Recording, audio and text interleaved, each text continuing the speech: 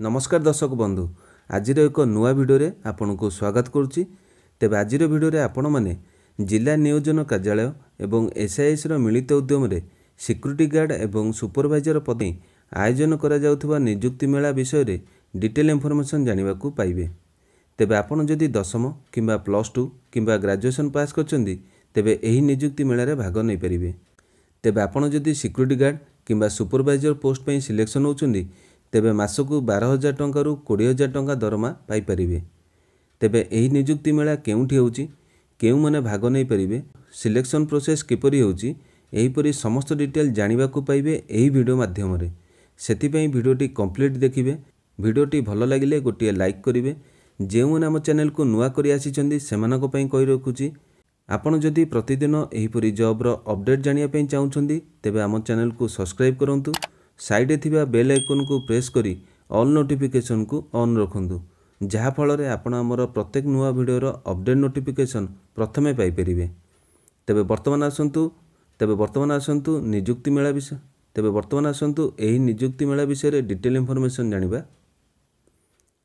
So friends, वर्तमान आपण देखि परथबे जिला नियोजन कार्यालय एवं एसआईएस रो मिलित उद्यम रे वर्तमान समय रे बलांगीर जिला एवं अनुगुल जिल्ला रे सुपरवाइजर एवं सिक्यूरीटी गार्ड पदवी पई नियुक्ति मेलार आयोजन करा जाउछि। तेबे प्रथमे आसंतु बलांगीर जिल्ला रे हेउतबा नियुक्ति मेला विषय रे डिटेल इनफॉरमेशन जानिबा एवं एहा परे अनुगुल जिल्ला रे हेउतबा नियुक्ति मेला विषय रे डिटेल इनफॉरमेशन जानि नबा। सो फ्रेंड्स, वर्तमान आपण देखि परथबे जिला नियोजन कार्यालय बलांगीर एवं एसआईएस रो मिलित सहयोग रे बेरोजगार युवकों पई नियुक्ति मेला करा जायछि। तेबे एसआईएस रो रीजनल ट्रेनिंग एकेडमी 14 रो कजळकाना छक रे अछि। आपण जदि एही पोस्ट पई सिलेक्शन होउछन एही एकेडमी रे आपणकर ट्रेनिंग हबो, तापर जे आपणकर पोस्टिंग करा जिवो। तबे प्रथमे देखंतु बलांगीर रे दुईटी पदवी पई नियुक्ति मेला करा जाउछि। प्रथमटे होछि साधारण पदवी। तबे एही पदवी पई आपणकर शिक्षागत योग्यता 10म पास मगा जायछि। केवल आपण 10म पास करथिले एही पदवी पाई परिबे। तेबे एथिरे आपणकर 336 टी पदवी रहिछि। बयस सीमा एही पदवी पई 21 रु 35 वर्ष रखा जायछि। माने मिनिमम बयस आपणकर 21 वर्ष एवं मैक्सिमम बयस 35 वर्ष होइतिबा आवश्यक। तेबे हाइट माने उच्चता आपणकर 167.5 सेंटीमीटर होबा आवश्यक। ओजन आपणकर 56 रु 90 किलो भितर होबा आवश्यक। सेकेंड सुपरवाइजर पोस्ट पई क्वालिफिकेशन आपणकर ग्रेजुएशन पास करथबा आवश्यक। सुपरवाइजर पोस्ट पई 50 टी पदवी अछि। 21 रु 35 बयस सीमा मध्ये एथिरे आवश्यक। माने मिनिमम बयस 21 वर्ष एवं मैक्सिमम 35 वर्ष। हाइट आपणकर 170 सेंटीमीटर दरकार। ओजन 56 रु 90 किलो होइतबा आवश्यक। तेबे एही सब पोस्ट पई प्रथमे आपनको रजिस्ट्रेशन करिया को पड़िबो। तेबे सेति पई रजिस्ट्रेशन फीस आपणकर 350 टंका देबा को पड़िबो। वर्तमान आसंतु आपण जदि एही पोस्ट रे सिलेक्शन होउछनी तेबे दरमा केते पाइबे। साधारण पदवी रे आपण 12,000 टंका रु 15,000 टंका पर्यंत पाइबे एवं ता संगे अन्य भत्ता मध्ये आपनको मिली परिबो। सुपरवाइजर पदवी रे 2,40,000 माने मासकु 20,000 टंका दरमा पाई परिबे।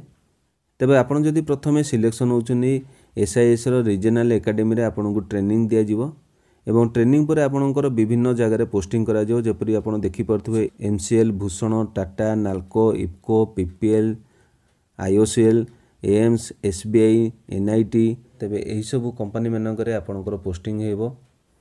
तेबे वर्तमान आसंतु एसआईएस रे आपण जदि चाकरी करछनी तेबे आपनको कोन सब सुविधा मिलिबो से विषय रे आसंतु जानिबा। तेबे प्रथमे देखंतु स्थायी चाकरी मिलिबो आपनको। यार माने होची आपण जदि ट्रेनिंग नै सरिबे एवं ट्रेनिंग पर पोस्टिंग हबो तेबे आपण चाहिले 65 वर्ष पर्यंत चाकरी करि परिबे। वेतन वृद्धि रहिछि। वेतन वृद्धि माने आपणकर वर्षकु वर्ष दरमा बढ़िबार चांसेस रहउछि। तेबे एथे प्रमोशन रो मध्ये सुविधा आपनको अवेलेबल हबो। बोनस मध्ये आपण मानकु मिली परिबो।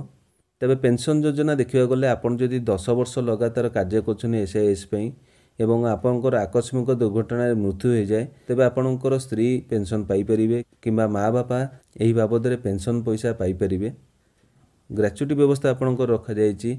यार माने होछि आपण जदि मिनिमम 5 वर्ष चाकरी करछनी एसआईएस रे तेबे आपनको रिटायरमेंट अमाउंट मध्ये मिली परिबो।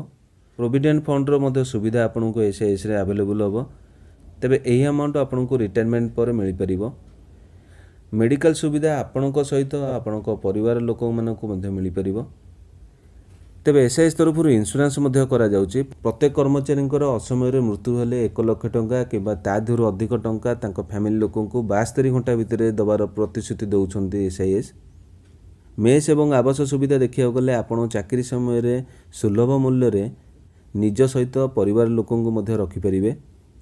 स्थानांतरण भत्ता दि जाउची आपणकर जदि इमरजेंसी कौन अलग जगह को पोस्टिंग करा जाउची तेबे से बाबद जहाँ खर्च होउची आपणकर से समस्त खर्च एसआईएस वहन करेंगे।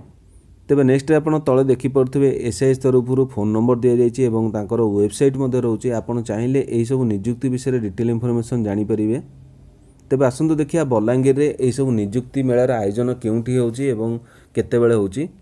तेबे देखंतु 20 तारिख रु 29 तारिख भितर यह निजुक्ति मेलार आयोजन करा जायछि। 20 तारिख रे अगलपुर लोईसिंगा, 21 रे पुईतला बलांगीर, 22 तारिख रे देवगाँ गोड़भेला, 23 तारिख पाटनागढ़ खपराकोल, 26 तारिख रे तुर्केला बेलपड़ा, 27 तारिख रे बंगमुंडा मुरीबाल, 28 तारिख रे टिटलागढ़ सैंतला, 29 तारिख रे डिस्ट्रिक्ट एम्प्लॉयमेंट ऑफिस बलांगीर। तेबे जेहेतु यही वीडियो मु 25 तारिख रे बनाऊँगी तेबे आपणकर 26 तारिख रु 29 तारिख भितर जो सब स्थान दि जाइए आपन चाहिए से निजुक्ति मेलार भाग नहीं पारे। जदि आपन भाग नहीं नांती तेबे यही सब जगार ब्लॉक ऑफिस रे आपण मानकर चयन करा जिवो। दिन 10टा रु दिन 3टा पर्यंत यही निजुक्ति मेला चालू अछि। तेबे एथिरे आपणकर डॉक्यूमेंट कौन दरकार से विषय आसंतु जानिबा। यही निजुक्ति मेलार आपणकर शिक्षागत योग्यता प्रमाणपत्र ओरिजिनल एवं जेरक्स मगा जाइछि माने आपणकर 10th हो कि +2 कि +3 हो ओरिजिनल सर्टिफिकेट एवं तार जेरक्स कॉपी रखिथेबे। आधार कार्ड रो ओरिजिनल एवं जेरक्स कॉपी रखिथेबे।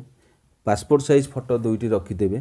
सो फ्रेंड्स बर्तमान आपण बलांगीर जिले में होतबा निजुक्ति मेला विषय डिटेल इनफॉरमेशन जानिले। बर्तमान आसंतु अनुगुल जिले में होतबा निजुक्ति मेला विषय डिटेल जानिबा। तेबे बलांगीर जिले में होतबा निजुक्ति मेला एवं अनुगुल जिले रा निजुक्ति मेला प्राय समान अछि।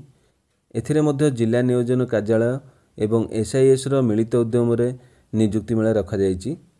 तेबे अनुगुल रे आपण देखिपरथिबे 19 तारिख रु 28 तारिख पर्यंत निजुक्ति मेला रहिछि। केउ सब जगार निजुक्ति मेला रहिछि आपण देखिबाकू गले 19 तारिख रे 8 मल्लिक, 20 तारिख रे किशन नगर, 21 तारिख रे छेंडीपदा, 22 तारिख रे तालचेर, 23 तारिख रे कणिया, 26 तारिख रे पालहड़ा, 27 तारिख अनुगुल, 28 तारिख रे बरपाल। एही सब तारिख रे आपनको जेउ सब स्थान कहली सेमानकर ब्लॉक ऑफिस रे आपनकर चयन प्रक्रिया चालू अछि। तेबे जेहेतु मु आपनको कहली वीडियोटी आमे 25 तारिख रे बनैछु तेबे 26 तारिख रे पालहड़ा ब्लॉक एवं 27 तारिख रे अनुगुल ब्लॉक एवं 28 तारिख रे बरपाल ब्लॉक रे आपनकर निजुक्ति मेला बाकी अछि।